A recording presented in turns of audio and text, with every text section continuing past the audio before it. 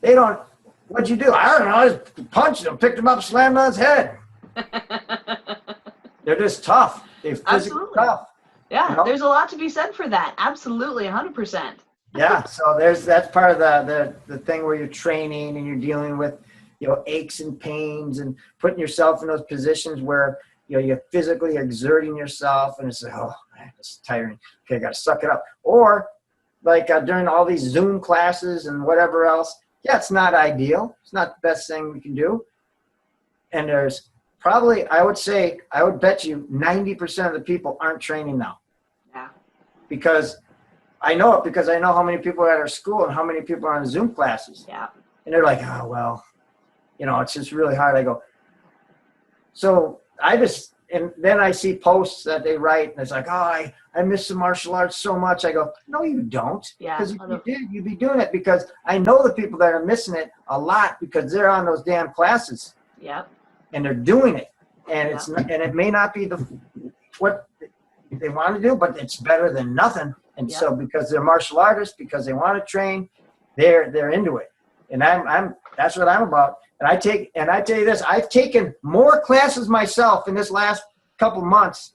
Yes. Than I have, because I'd always be teaching. So I get to take these classes and I'm doing this stuff and taking classes from, different students. And I'm just like, this is pretty cool. For me, it's martial arts. And I always tell, and this is also where I think some of the people that are strictly 100% Brazilian Jiu-Jitsu, they're hurting. Yeah. Because it's hard. You can do so many solo drills. Yeah. Right? But when you have a striking background, when you have a weaponry background, you're taking from so many different things. And if, I tell people this, I go to Thailand and train. Yeah. You get up, you run. Hour and a half. And then you jump rope for another 20, 30 minutes. So the first 2 hours of your training session, you've been either running or jumping rope. And then you're going to shadow box. And then you're going to get on the heavy bag. You haven't touched the person yet. And it's almost, 2.5 hours into this training session. And then if you're lucky, because just the way this morning session's working, you might have a guy be able to hold some pads for you, or you're going to clinch. Then you come in the afternoon session, super hot. Now it's like 100 degrees. We go run, just not as long. And we jump rope for about the same amount of time, 20, 30 minutes. And then you're shadow boxing. Then you're on the heavy bag. But now you're going to cycle into the Thai pads more. So now you actually Thai pad, and then maybe do some timing sparring and some clinch. But I said out of that time, a lot of the time was kind of solo training on heavy bag, shadow boxing, doing knee drills, jumping rope, running, and then you get onto the stuff. But it's the mentality, it's the drive, it's the push. And I go, now we're just kind of positioned, so we have to focus more on those solo drills. But with striking, you can still hardwire those skills, because it's about speed and direction of your punches and getting your body mechanics and base and footwork and really isolating those specific elbows and knees and getting very hardwired, and then you can still hit a heavy bag. People have heavy bags. I make up everything in the house, because I want to make sure that people that don't have access to different bob dummies and whatever else, everything I did, I made. Yeah. So I said, hey, I have the one where I hang the baggie that's full of baggies. So you hit it. Bah, bah, bah, bah, bah, bah. I said, how easy is this? Yeah. Just deal with it. Just figure it out. Now your accuracy is going to develop. It swings at a weird timing. You can put another bag on the end of it, so now it swings even more oblong. And so you can start to do things. And the Rona dummy that I made, that's awesome. That's here, in my house. So I train on my carpet. I teach all my Zoom classes from a room. I could train them out. I could teach them out of my academy on the mats. But a lot of the people, they got their bed around them. They're on carpet. They're on wooden floor. And then I'd be like, just sprawl. Here we go. Kabam on my mat. They'd be like, I'm on a wood floor or on a carpet on cement. It's not going to work. Yep. So I do everything here, because now they can relate to it. And I'm modifying for that specific situation. And then this is where I tell them, this is what you're benefiting from this more than anything, because, and then I bring up the Anthony Smith video when he got in that fight.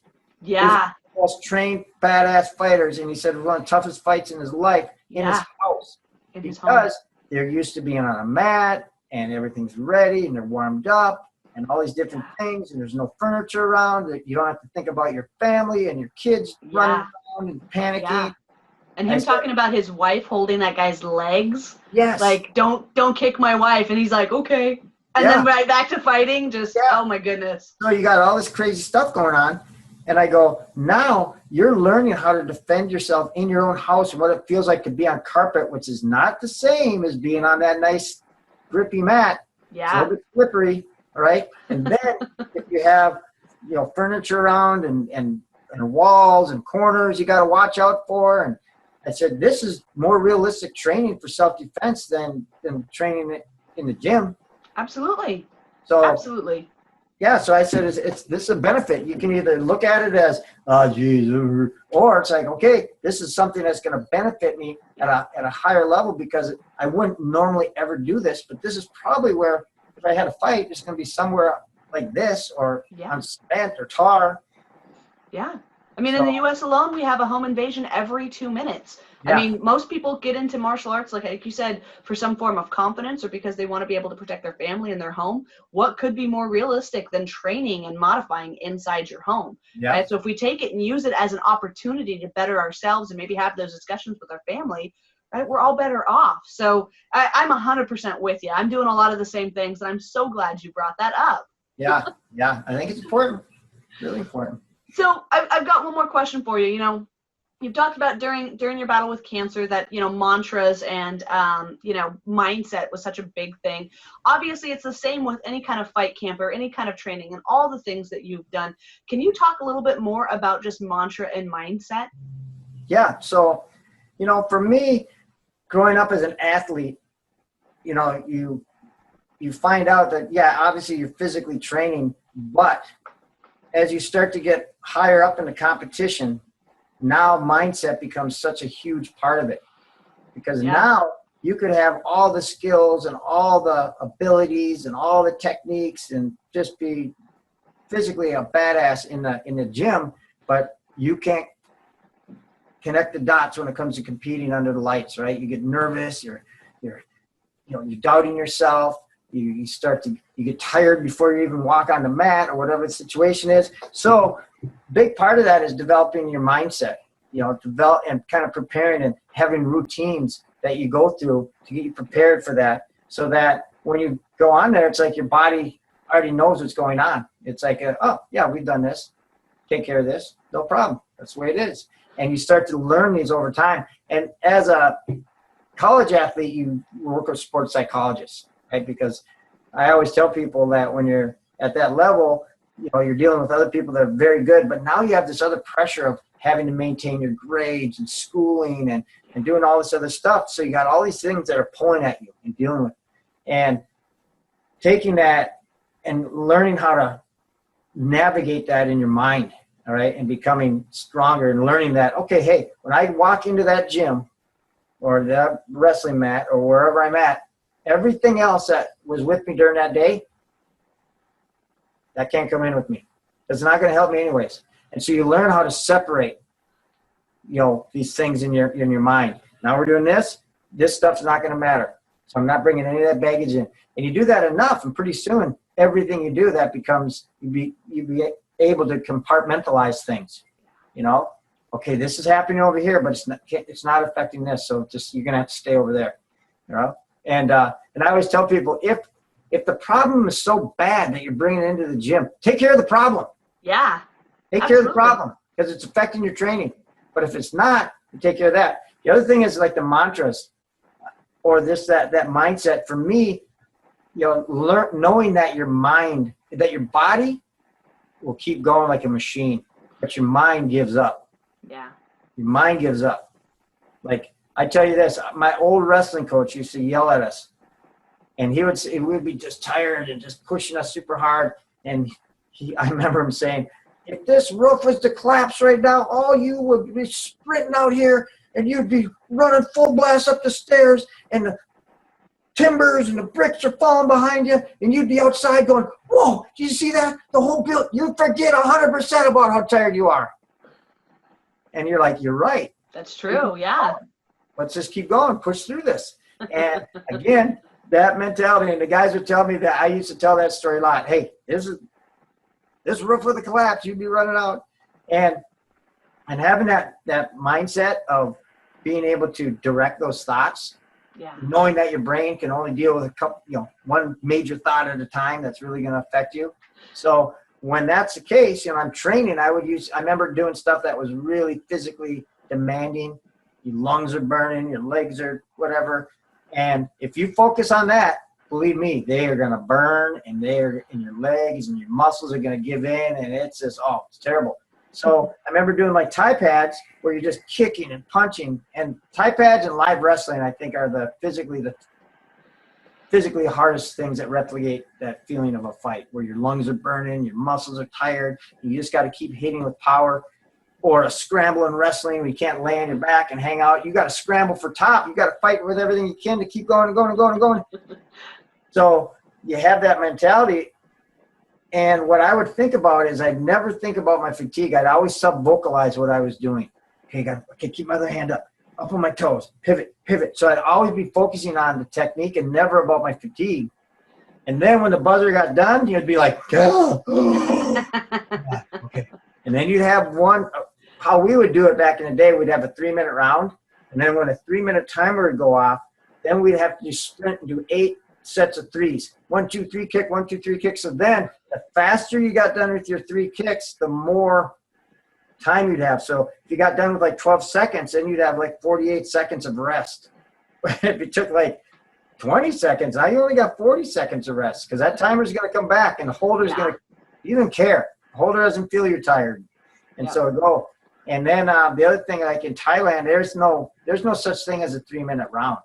Yeah. They don't have timers. It's like some kid telling time who doesn't know how to tell time. Great. That's who's keeping our rounds. And so you might have a round that's 7 minutes long. Oh, yeah. You might have a round that's 10 minutes long, 5 minutes. You don't know. You don't know how long it's going to be. And that holder is not going to change.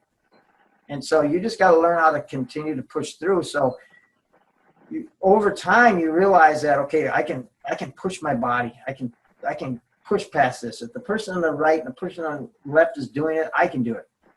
I can keep going. I can push, right? And so I would start coming up with these little sayings in my head, that would push me through. And when I was dealing with cancer, I had one of them that said, okay, I might have cancer, but cancer won't have me. Yeah. And I just keep saying that. Yeah. And then the other one was, okay, I'm going to fight. I might live, I might die, but I'm not going to stop fighting. So the mentality was just keep fighting and fighting, and whatever happened. You knew you're battling cancer. There's a possibility that you might die. Who knows? Yeah. It's real. You got to be real with it. But I tell people that usually when you're alone at night is the worst, because that's when the negative thoughts would start coming in. And for me, the worst one was not being able to see my kids grow up. Oh, and I had to battle that because that would, you'd bring up a lot of emotion. You'd start, kind of get a little panicky in a way, and you start crying about it, and you just be like, nope. And then you'd have to fill that thought up, and you'd have to overwhelm it with some other thought. Yeah. So then I'd be like, okay, and then I'd come up with, man, I have cancer, but cancer's not going to have me. And I just keep saying that over and over, and pretty soon that thought would be taken over. Yeah. And then you're back to whatever. Yeah. And then and it would come again, and then you'd have to battle it again, and then it was just a constant battle.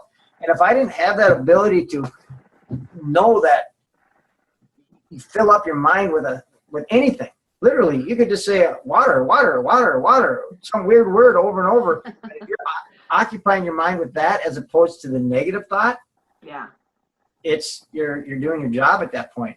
And so I think having that ability, and it doesn't matter what it is. You could have any kind of like a,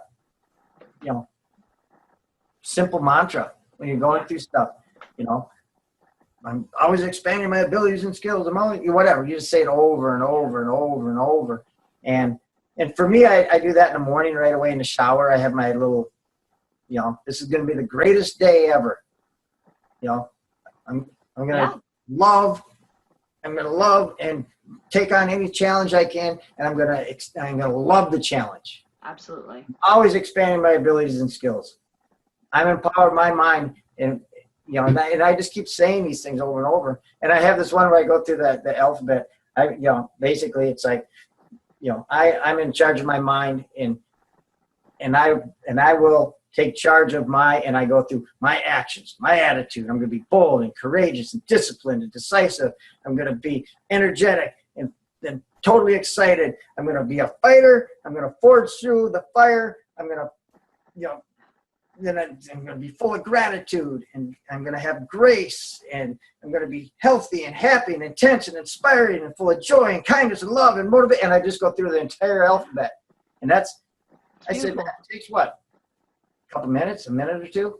But it kind of directs your mind now. Yes. And now you've kind of already taken over, and your mind is seeing things positive. And I open up my curtain right away in the morning, and I go, thank you, Lord, for this day. This is the best day ever. Right away. Wonderful. Man, even if I'm like, this is the best day ever. It is what it is. Your brain it's a habit for me now.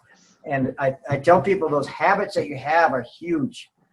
Yeah. Because for me, it's that morning routine that I talked about at the beginning. When you talk about how I do my, run my average day. I still have the exact same routine that I start my entire day off. I'm just not going to the academy right afterwards. Yeah. The exact same thing. And I tell people, I still go to bed at the same time. I still get up at the same time. People are having problems sleeping. Yeah. The whole thing is, well, to me, it's a habit. I don't have that because I'm still going to train. I'm teaching a class at 10 on Zoom. I teach a class anyways. And then at 5 o'clock, I'm taking a class that one of my instructors is teaching, and I'd be teaching at that time. Yeah. And then throughout the day, I'm doing other stuff. I'm doing weaponry things. I'm doing carenzas, picking up goofy crap to do, attacking my Rona dummies, having them attack me, think about funny things to do on Instagram to get people's minds off of, the doom and the gloom. And then I'll put something, serious stuff on there. And then I'll put like today, I was just talking, my first one was, listen, you're going to train at, you're not, this thing is going to go by. And just, I talked about a little bit of the cancer, right? And I was like, man, that was like a year solid where I was in a bed in rooms laying around doing zero. Now I can go outside when I want. I can kind of train. I could sit there and watch TV all day if I decided to. I could get in my Jeep and drive around. I could go to nobody's trapped. Yeah. You decide what you want to do with this, right? And you can still train. You can still push yourself really hard. It's just different. You just got to do it differently. Yeah. Yeah. And we all love change so much, don't we? Yeah. I mean, that's the thing. And some people, I think that's kind of too, doing multiple martial arts. I'll teach a Thai boxing class. And then right after Thai boxing class, I'm teaching jiu-jitsu. And then, then I'm teaching at the end of the night, I might be teaching a weaponry class. So I'm constantly changing classes, constantly changing. So nothing's just stuck in this doing jiu-jitsu, or wrestling and wrestling. Man, during the wrestling season, it's jiu-jitsu or wrestling in the mornings. And then it's MMA, and then it's wrestling practice, then it's Thai boxing, then it's jiu-jitsu, then it's Filipino martial arts or Zhen Fan. It's just constant, and it doesn't stop, and it's always changing. And when you're on the mat doing live grappling, it's constantly changing. It's always a nonstop problem-solving issue. And I always tell people when you're in a really craptacular position, some people you just see them go, oh, and I'm like, this is a unique training opportunity. I don't know if I've ever been here before. I don't want to be here too long. But that's how I think about it, right? It's like, all right, I'm going to be here sometime. Let's figure this out. Absolutely. Absolutely. And there's so much to be said about, positive thinking mentality. One of my coaches, somebody I've worked with before, Aaron Genetti, says to me, and I quote it all the time now, words create our stories and stories create our future.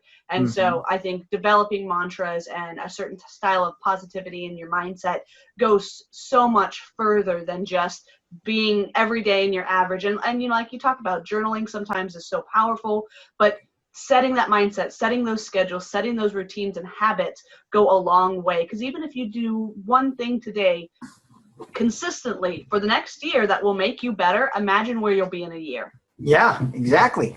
One thing. One Thing. 1% better today. Yeah.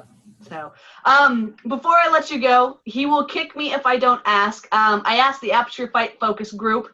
I said, hey, I get to interview Greg Nelson. If you guys had the chance to ask him a question, what would you ask him? And of course, Paulo Rubio had to ask, why are you always so happy? Why do you seem to be so happy all the time? So I told him I'd ask. Okay, here's the deal. And I talked about it in one of my Instagram things, but I've been a place where you're knocking on death's door. Yep. And so being able to even train a little bit is a blessing when you had everything ripped away. Yeah. So for me, I was always hyperactive, but my mom said, you were never clinically hyperactive. She was a teacher. She would not let that happen, which is good. But I was always pretty active and always finding stuff to do. And so I always tell people my mind is like a random synapse. It's just like, so I have to continually try to harness that in. But I'm usually looking for fun things to do, that like mischievous, right? So I'm always thinking, what could I do to make people laugh or do whatever, So I kind of have that mindset, and for me, it just is. I would say, the wise man has the heart of a child. Well, I have the mind of one, and I act like one, and so I'm covering all my bases there. For me, that's kind of how it is. After you've been on that place where you've walked in the valley of the shadow, right? Yeah. In a lot of ways, and then you're out. Now you're kind of basking in the sun of, this is it. Now I can. Could you not be happy? Yeah, and that's a huge thing. And again, there's a mindset. You choose the attitude you're going to have. Yeah. And I know sometimes even some of the guys at the academy, they get a little irritated. Because they're going, God, I go, yeah, okay, yeah, this sucks right now. It really does. And we could think that, or we could think, okay, how are we going to navigate through this? What are we going to do? Because everybody's going through the same thing, but some of them are going to navigate right, and some of them are going to give up. I'd rather be on the ship that's going in the way that, is going to allow us to succeed and keep doing what we're doing. So, hey, let's figure this out. How can we do? Even if it's the most mundane, boring thing, how can we do it in a fun way that's going to get people in a habit of doing it? Because that might be the process for a while. Yeah. In classes. Absolutely. That might be the process, but what is it? Unless you're totally opened up and the people that you're around and you're not really worried about anybody getting sick and don't have old people around them and all this other stuff, nobody knows what's going on. Doesn't matter what your view of what's going on is. There's a lot of people, this is a fraud, this is a fake. It's like, well, there's a lot of people that are still really sick that are really healthy. So I don't know about that. My mom is like 80-some. Yeah. And, I have people that, that I know that have relatives that have died. Yeah. And so it's like, yeah, it's a real thing. And you think that this is some government conspiracy when they can't even figure out how to do anything else? But they were able to coordinate the entire global collapse. You guys are insane. Can't even get us our mail on time. Exactly. So, Bill Gates. And like, oh, geez, don't even watch the stuff. Well, one thing that I have brought up to my members is, as I talked to you about, my kiddo, she's 5 years old. And I know when she's in school, when this is long past, this is going to be, for me, she's going to come back to me in school and go, hey, Mom, my teacher said to come back and ask you, what did you do during this time? And my answer is not going to be I sat on my couch. My Yeah. answer is going to be that I continue to make a difference, and I continue to work toward making my community stronger and better, and reaching more people and talking to more people and being that guiding light for those people who needed encouragement. It's not going to be an imprint on the couch. Yeah. Right? And that's a choice I've made, right? I like how David Goggins talks about basically you've got a voice and a whisper. And for a lot of people, that voice, that negative voice constantly in your head, right? And we've all dealt with it. And then we have that little whisper of positivity. We have to encourage that whisper of positivity until it's louder than that voice and they trade places. And so, I mean, if you're struggling at home to do something, start like we talked about earlier, one thing a day, make one change, set a schedule, set a routine, set a habit, right? If you want to if you want to, at the end of this, come out a better person, that's up to you, entirely up to you. No one else can make those changes but you. So Yep. choose to seek out more positivity in your social media and the things that you're watching on the news, the things that you're reading, what's on your bookshelf, for crying out loud. Make yourself better by taking that step. You make yourself better. 100%. And hey, ants, automatic negative thoughts. You don't have automatic positive thoughts. Correct. You have to create those. You have to work on them. Your brain is a muscle and you Yeah. work it just like anything else, right? But you're constantly going to have these automatic negative thoughts. So you got to crush the ants, all right? You just got to smash them down, right? I love that. That's the kind of the mentality. It's like, oh, there's a thought, bam, bam, bam. Let's bring something positive to nail it out. And pretty soon it's a habit. You start to do it automatically, right? And you look at the thought, the negative thought, okay, that's something that's negative. That is a negative thing. But how do we deal with it? What do we do with it? Yeah. Do we just let it overwhelm us? No. I mean, let's figure it out. So we got to come back. And that's why I think it's, like you said, what are you reading? What are you listening to? What are you watching? I mean, that's the stuff you're feeding your brain, right? Yeah. So it's really important. I have no idea most of the time what's happening in the news. No idea. You know, if I look at something, it's like, I'm gonna look at the absolute opposite point of view, see where we're kind of come at it. You know, Yeah. because if everything changes by the day with this stuff. Yes. And Yes, it so, does. wear masks, don't wear masks, do this, don't do that, this, that, the other thing. Yeah. So it's like, well, what are we going to do? What am I going to do myself to keep me healthy? And then how am I going to allow that to encourage other people to do the same thing? Because for me, I tell people this too, and this kind of will go back to the Paulo thing too. When I was in the hospital bed dealing with my cancer, do you think I ever thought about my bank? My bills, car payments, anything of that nature? Nothing. Yeah. Was I thinking about what my next training program was going to be, my next routine, no, I was battling for the next minute. Yeah. The next minute. My mind was so occupied by what I had to do and how I was going to do it that when I came out of that, then I said, well, it's just like when I looked at the sports, when I wanted to become a better athlete, I figured out what do I got to train and how am I going to do it. And when I did this, now it was even accentuated even more. Now it was like minute by minute. How am I going to affect this minute to the next minute to the next minute? So it's all the same process no matter what we do. Yeah. You know? Yeah. It's been pretty, to me, it's just a big, fun, unique journey. You know? Figuring it out. Absolutely. Absolutely. Well, Greg, for those people who want to find out more on how to follow you and what you're doing and even your online university, can you tell people more where they can find that information? I'm gonna get a sunburn over here. My online university is gregnelsonmma.com. It's a great site. So that has that, and it has, obviously martial arts stuff, but also has motivational things in there, kind of my routines and different things I do. If you're interested in our academy, it's the academymn.com. And, you can see the different things on there as well. Then whatever I'm mostly on Instagram. I throw stuff up there almost every day. Sometimes sayings, motivations, other times it's some kind of whatever my random synapse mind is coming up with. Right. So having fun with it. And then I'll throw some stuff on Facebook as well.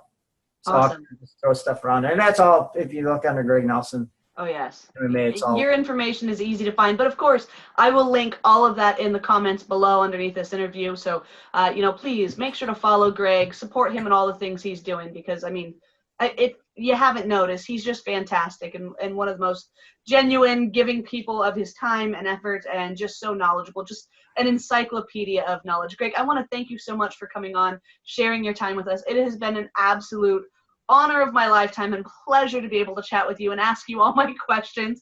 Thank you, seriously. Awesome. Fun time. All right, everybody else, we'll catch you another time with the next interview and we'll see you again soon. Cool. A lot of them, but this is it kind of is almost like not as crazy as a helicopter landing on me, but it's very kind of a similar situation. I was driving back from Reno area. I was up there in Lake Tahoe, Reno, with my aunt, and that's when I was staying down in California, and we went up there first, and we have some family up there. So coming back on the 80, cut across the United States, I was, when you get to Salt Lake, you have the one going west is the low road, and the one going east, I think, is the high road, and it was super stormy, and it was windy, and you're watching like semi-trailers just shaking and back and forth. Well, I'm driving, and I have like a Ford Escort, so it's not like the biggest car in the world, right? So, but those things are good, and I'm just driving, and I'm seeing these taillights jumping up and down. I'm going, what is going on here? This is the craziest thing ever, right? And then all of a sudden, I just see the taillights go, and what it was a trailer that was getting blown by the wind, and the trailer turned and flipped, and when it flipped, the car flipped. Yeah. And the trailer went over the guardrail, which would have went straight down into the other one, and the car was kind of turned on its side, kind of leaning against it. So I'm like, I pull over and semis are going past, and obviously this was before cell phones or anything. So I'm sure the truck drivers got on their CBs right away. We're like, okay. And so I get there, and the guy's like, he's knocked out, the car's upside down, and the trailer had punctured through the gas tank. So the gas all over the place, and it's just crazy. And I'm sitting there going, oh my gosh, I got to get this guy out of here. And so I'm trying to open the door, but the door's smashed, can't do anything. So I go, well, and I remember, it's kind of funny, but I went and I kicked the window, and the window broke. And I remember I kicked the window, I kicked the dude, his head, he goes flying back, but he's out cold, he doesn't fell anyways. And I have to unhook his seatbelt, and he falls, and I'm dragging him out of his car, and I drag him back towards mine, and then he finally comes to because the rain is hitting him because it's like a squall, right? And he comes to, and he's like, what's going on? He's like, oh, my car. He's freaking out. And I'm like, can't do anything about it. There's a bunch of gas. I don't know what's going to happen. And obviously there was enough rain that nothing ignited, which was great. Yeah, but that was a fear. Yeah. But, man, that was definitely that kept me up for quite a few miles on the road after that, because it was like pretty late at night. I was getting tired. I remember getting tired, like, oh. All of a sudden, wah! And I'm like, on the road, let's go. But I remember that guy the whole thing just flipping, and the car was going over the edge. And that had to have felt surreal. Oh my goodness. That's a crazy one.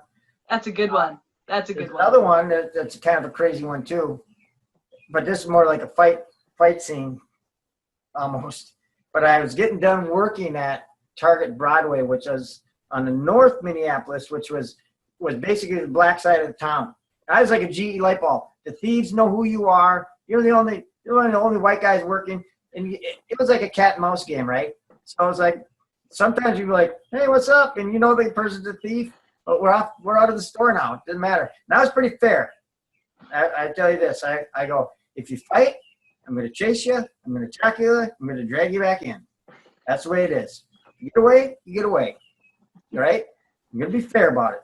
You fight me, I'll fight you back. If you don't fight, I don't fight, right? And the word spreads pretty fast, right? So it's kind of funny because you're going out and you're always looking around just in case. You get in my car, which at that point was this my first car ever, which was a red Pontiac T1000, which is like the bottom of the barrel. And so I remember I'm at a stoplight, and I'm looking across the street, and it's like maybe 11 o'clock at night. And when you see three guys that are kind of close to a guy and a girl, and it's too close. And I'm like, this is too close. Something's going to happen. And this the neighborhood, too. A lot of gangs there. This is a bad area.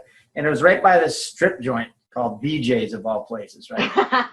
And so I'm sitting there watching it going, And sure enough, one of the guys just, bam, hits the guy. He goes down. They start dragging the girl across the parking lot. Ooh. I'm like, all right, run the red light, fly up on the curb with my car. I get out, and I remember running towards the person because it was like work. You know, you're running and you're tackling somebody, you're going to go after it.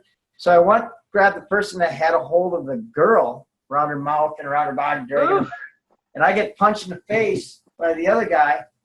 And I remember kind of wrenching his arm, and then he was out of the picture. And then I grabbed the guy, and I started just grab him, yank him, and I just started kneeing the crap out of him. Knee. And he goes down, I go down, I'm kneeing him.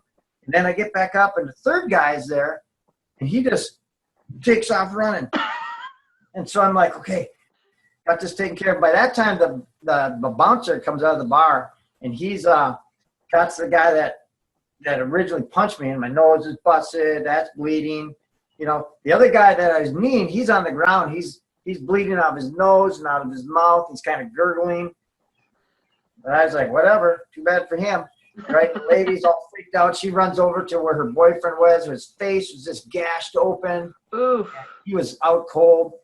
And so what was kind of interesting is this went to court, and I was a witness and all that, so I went to the court too. Well, I got to find out exactly everything that happened. Right? So the guy that I wrenched his arm, I ended up breaking his elbow. Ooh. So he had a broken elbow. The guy that I kneed, he ended up having 3 punctured ribs to his lungs. And so that's why he was bleeding out of his mouth and gurgling. Yeah. And but the crazy thing was, one guy had 7 previous sexual assaults. The other guy had 6 previous sexual assaults, and they were out and running. The other person had 0, meaning this wasn't caught yet. And so the reason, which I thought this was really funny, not funny, but peculiar, is the reason why they ended up going into prison now was because of the violence of the crime. They took out the first guy, and I'm going, well, what are you talking about? These people are like serial rapists. Isn't that good enough? People should not be on the street. Yeah, I agree with you there.